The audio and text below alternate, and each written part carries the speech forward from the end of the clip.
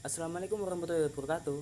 Kembali lagi bersama kami kelompok 4. Perkenalkan, nama saya Fadilah Safa Nur Aini dengan NIM 15254222032. Perkenalkan, saya Muhammad Nathan Farel Adzani dengan NIM 15254222030. Saya Muhammad Ardian Malik, 15 25 42 2028.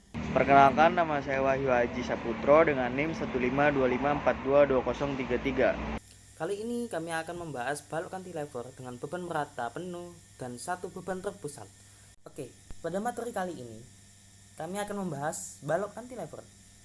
Sebenarnya apa sih balok cantilever itu? Mari kita cari tahu.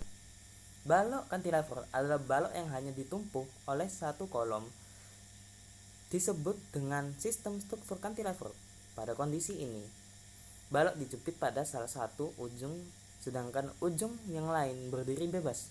Balok ini disebut balok cantilever karena hanya satu sisi saja yang dijepit oleh kolom. Beban vertikal yang disalurkan secara horizontal disalurkan pada satu kolom saja. Contoh balok cantilever yang ada di kehidupan sehari-hari adalah cantilever sky pool yang ada di Malaysia seperti gambar di atas ini. Oke, seperti gambar di atas, kita dapat mengasumsikan bahwa orang sebagai beban terpusat, air sebagai muatan merata, kaca sebagai balok, dan ujung kolam sebagai tumpuan jepit. Diketahui 1. Panjang balok L sama dengan 10 m. 2. Beban terpusat P sama dengan 100 N. 3. Beban muatan merata Q sama dengan 500 N per M. Ditanya 1. Reaksi pada peretakan A. Reaksi vertikal pada titik A, RVA. B. Reaksi horizontal pada titik A, RHA.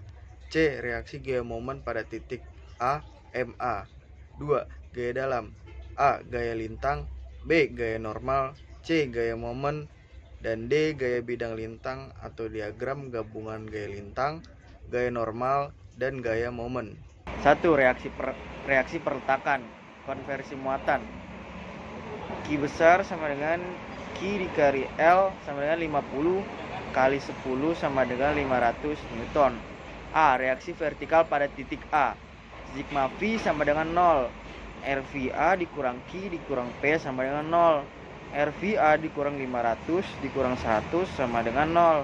RVA sama dengan 600 Newton. B. Reaksi horizontal pada titik A. RHA sama dengan 0 karena tidak ada gaya horizontal yang bekerja pada balok. C. Reaksi gaya momen pada titik A. Sigma MA sama dengan 0. Maka min MA tambah Q dikali setengah L ditambah P kali L sama dengan 0. Min MA tambah 500 dikali setengah dikali 10 ditambah 100 kali 10 sama dengan 0. Min MA ditambah 2500 ditambah 1000 sama dengan 0. Maka MA sama dengan 3500 Newton meter. Gaya dalam pada balok cantilever. Gaya dalam adalah gaya yang melawan gaya luar yang timbul dari kekuatan bahan konstruksi. Kamarwan 1995. Gaya dalam terdapat 3 gaya. Di sini yang pertama ada gaya lintang. Gaya lintang adalah gaya yang bekerja tegak lurus pada sumbu batang. Saat X sama dengan 0, D1-nya sama dengan RVA. Saat X sama dengan 5, D5-nya sama dengan RVA dikurang Q dikali X dikurang T sama dengan 600 dikurang 50 dikali 5 dikurang 100 sama dengan 250 Newton.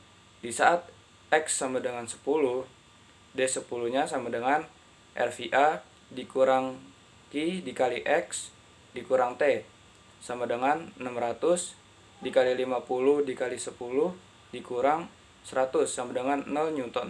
Gaya momen. Gaya momen adalah gaya yang menahan lentur sumbu batang. Di saat X sama dengan 0, M0-nya sama dengan min MA sama dengan min 350 Newton meter. Di saat X sama dengan 5, M5-nya sama dengan min MA ditambah RVA dikali X dikurang setengah Q X kuadrat.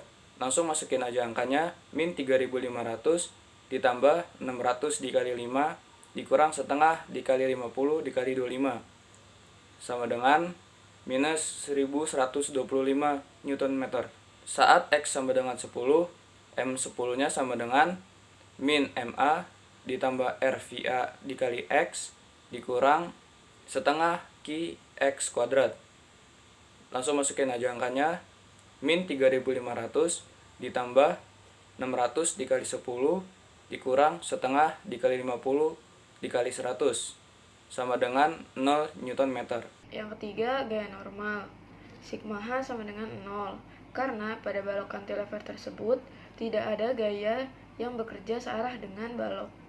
Berikut adalah gambar gaya momen dan gaya lintang. Pertama, bidang gaya lintang atau bidang N. Pada saat X sama dengan 0, besar gaya lintangnya adalah 600 Newton. Pada saat X sama dengan 5, besar gaya lintangnya adalah 250 Newton. Dan pada X sama dengan 10, besar gaya lintangnya adalah 0. Karena besar gaya lintangnya adalah positif, maka diagramnya berada di atas garis. Yang kedua, bidang gaya momen atau bidang M. Pada saat X sama dengan 0, besar gaya momennya adalah minus 3500 Nm. Pada saat X sama dengan 5, besar gaya momennya adalah minus 1125 Nm. Dan pada saat X sama dengan 10, besar gaya momennya adalah 0. Karena gaya momennya negatif, maka diagram berada di atas garis. Oke, sekian dari kami kelompok 4. Kurang lebihnya mohon maaf jika ada salah kata. Oke, stay tune ya di konten kami berikutnya. Bye bye guys. See you next time.